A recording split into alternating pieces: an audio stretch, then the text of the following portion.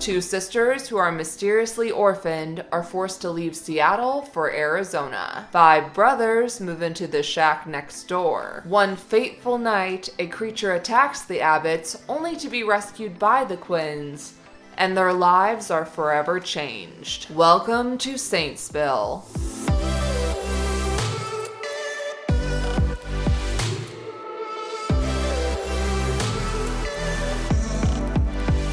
Hey my friends, hello. I dressed up for you. For the past few weeks, I pretty much just wear this. It's been awesome. Arizona went into quarantine as of a few days ago. And I know a lot of you are in, California or other states that have stay-at-home orders, rightly so.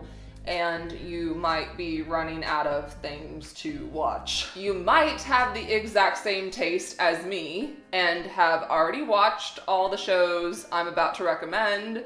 If so, we're already besties. Surprise, something new to watch. I tried to pick things that you haven't already seen or hopefully haven't heard a ton about, because if I put on my list like Game of Thrones, Stranger Things, The Witcher, this would be pointless. But here are 10 shows that I really enjoyed, and I found them very enjoyable, and I feel that you will find them enjoyable too. Number 1, The Order. It's on Netflix. It's supernatural. This guy, Jack, pledges to a secret society, and that's when things get interesting, and there's werewolves and magic, and it's good. There's 1 season out, but it has been picked up for season 2. Are you in my episode for 1 second? Okay. Speaking of number 2, it's Nancy Drew. You say, Nancy Drew.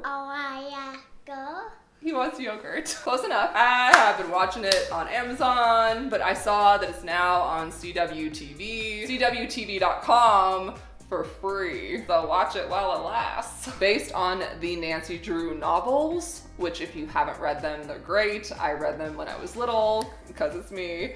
And they've revamped it. So it has supernatural and suspense elements and horror. It's actually very scary. Like, oh my gosh, blanket over the head moments all the time. My number 3 pick, we go back to Netflix for Lost in Space. It is about a family, the Robinsons, and they get, dun dun dun, lost in space. There are cool robots and Parker Posey, and not one bad episode, and it is very, very, very binge-worthy. Huzzah! Number 4, The 100. 100 juvenile delinquents are sent from space back down to Earth because no one's been living on Earth for a really long time.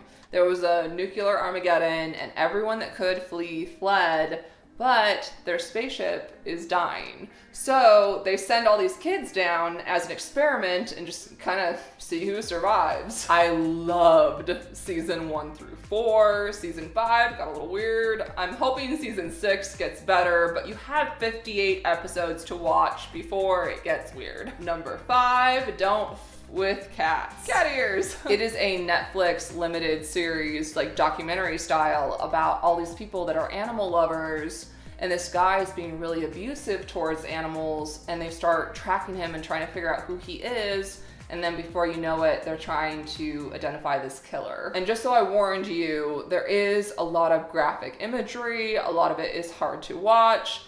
It's not for the squeamish, but it's literally insane. Slightly depressing and disturbing, but I think it all depends on what mood you're in, and it's really well done. Number 6 is The Umbrella Academy. Invisible Umbrella. This video is low budget.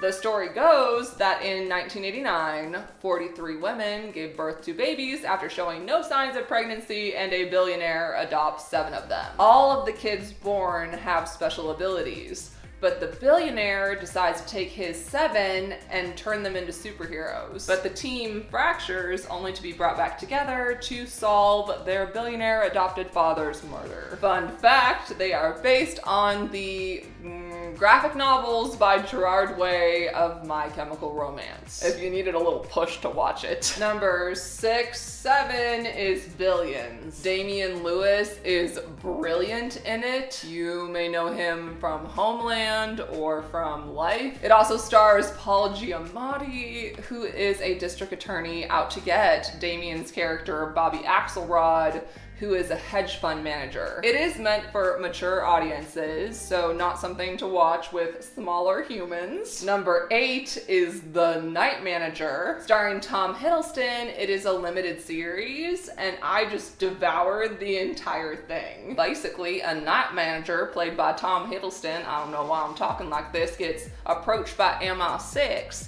to infiltrate an arms dealer. And woo, things get crazy. Sometimes it's fun to be different. I've been inside too much. Also rated 18 plus, so 18 and over for viewership, so keep that in mind. It's from 2016, but I didn't find out about it until last year, and I'm so glad I did. For number 9, I picked Friday Night Lights. An oldie but a goodie. Even if you don't like football or sports in general or watching TV shows about sports and football, you'll like this. And if you have already seen it and loved it, now is a good time to rewatch it. And lastly, number 10 is another supernatural show.